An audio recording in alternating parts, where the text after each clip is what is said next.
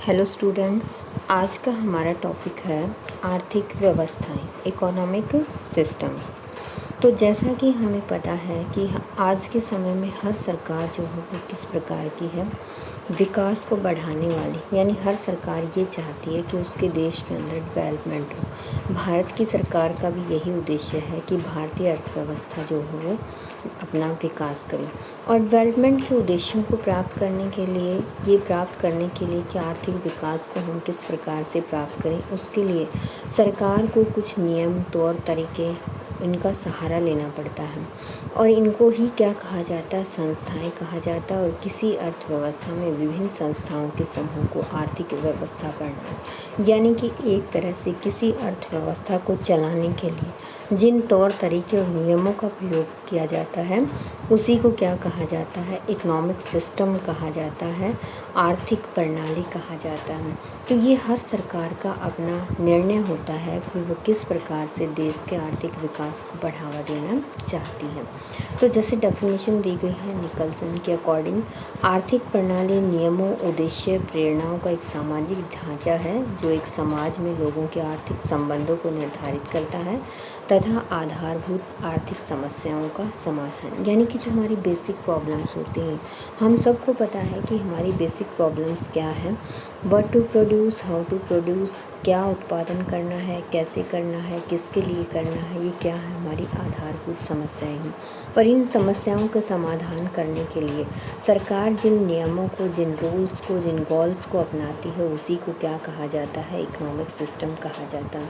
तो प्रत्येक अर्थव्यवस्था में व्यक्ति के बीच आपस में काफ़ी सीमा तक इस बात पर निर्भर करता है कि अर्थव्यवस्था के साधनों पर किसका अधिकार है, कि हम जो भी एक्टिविटीज़ करेंगे वो इस बात पे डिपेंड करेगी कि हमारे पास जो संसाधन हैं उन पर किसका अधिकार है।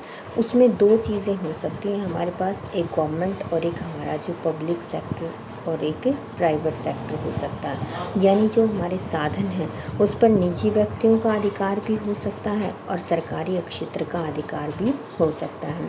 सबसे पहले 18वीं शताब्दी में इंग्लैंड व यूरोप के अन्य देशों में औद्योगिक क्रांति से उत्पादन के साधन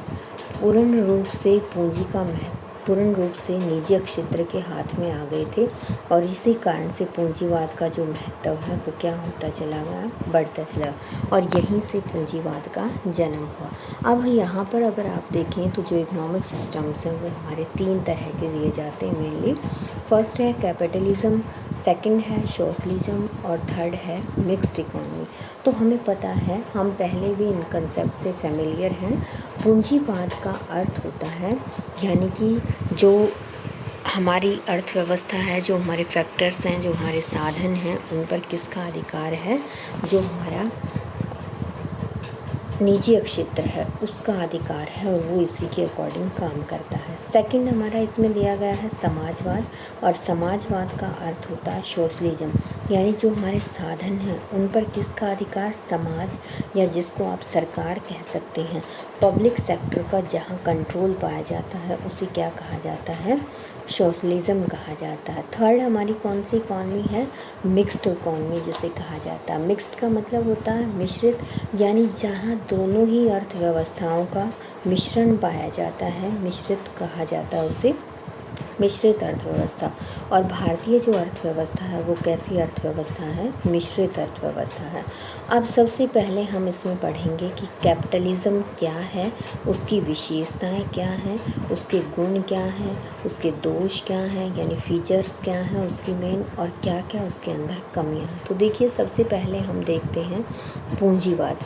तो पूंजीवाद का मतलब वही है कि जहाँ पर प्राइवेट सेक्टर काम करता है, यानी जो भी हमारे साधन हैं, जो भी हमारे उपकरण हैं, जो हमारे मटेरियल्स हैं, उन सब पर किसका अधिकार है, निजी क्षेत्र का अधिकार है। तो उसको क्या नाम दिया जाता है, पूंजीवाद का नाम उसे दिया जाता है।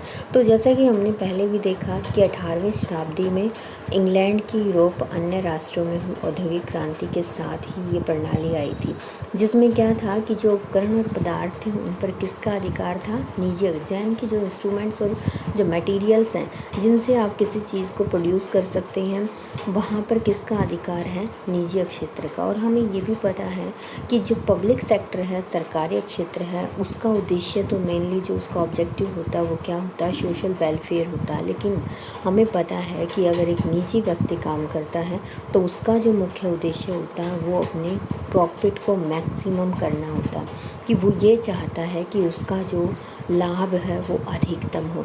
तो उत्पादन के अन्य साधनों की भांति श्रम भी विनिमय का पदार्थ माना गया है इसमें, कि श्रम को भी क्या मान लिया गया है? जैसे हमारी भूमि पूंजी उद्यम है, इसी प्रकार से जो हमारा लेबर है वो भी किसका काम करता है? एक तरह से एक मटेरियल मान लिया गया है इसमें, कि इसमें जो है विनिमय जिसमें संपत्तिहीन श्रमिक अपने जीवन निर्वाह के लिए बेचते हैं तथा पूंजीपति आर्थिक लाभ के दृष्टिकोण से खरीदते हैं। यानी जब श्रम अपनी सेवाओं को बेचेगा तो उसका मुख्य उद्देश्य होगा कि उसको कम से ज़्यादा कीमत मिले, और जब पूंजीपति उसको खरीदेगा तो उसका उद्देश्य है कि वो ज़्यादा से ज़्यादा वहाँ पर, तो श्रमिक चाहेगा कि उसको कीमत ज़्यादा से ज़्यादा मिले, क्योंकि वो क्या है? एक साधन है जिसको वो बेच रहा है। और जो उत्पादक है उसका उद्देश्य होगा कि वो कम से कम कीमत पर उसको खरीदे। तो इस संपत्तिहीन श्रमिक अपने जीवन निर्वाह के लिए अपनी सेवाओं को बेचते हैं और पूंजीपति जो है वो प्रॉफिट प्राप्त करने के लिए उसको खरीदते हैं। तो जो इस प्रकार की इकॉनमी होती है उसमें जो सेलर्स और बायर्स हैं, जो वहाँ पर कर्मचारी हैं, मालिक हैं, जो वहाँ कंज्यूमर्स हैं, वो वैधानिक रूप से अपने कार्य करने के लिए सब, कि उनके ऊपर किसी प्रकार का कोई कंट्रोल नहीं है, वो अपना कार्य अपने अनुसार स्वतंत्र रूप से कर सकते हैं। ये मेनली जो है इंग्लैंड, जापान, अमेरिका आदि ऐसे देश हैं जहाँ पर इस प्रकार की इकॉनमी पाई जाती है। अब देखिए इसकी डेफिनेशन दी गई है, capitalism is a system in which property is privately owned and economic decisions are privately made. यानी कि जो प्रॉपर्टी है उस पर किसका अधिकार है? जो प्राइवेट लोग हैं उनका अधिकार है। और दूसरी चीज़ जो इसमें ली गई है कि जो डिसीजंस लिए जाते हैं, जो इकोनॉमिक डिसीजंस लिए जाते हैं, वो भी कौन लेते हैं? जो प्राइवेट लोग हैं वही लेते हैं। और हमें पता है कि जब प्राइवेट डिसीज़न लेंगे तो उनका मेन जो ऑब्जेक्टिव होगा वो क्या होगा? अपने प्रॉफिट को मैक्सिमम करना होगा। तो पूंजीवाद का अगर आप इतिहास देखें तो उसमें समय के साथ साथ इसके रूप में भी परिवर्तन होता रहा है, कि इसमें बार बार चेंज आया है।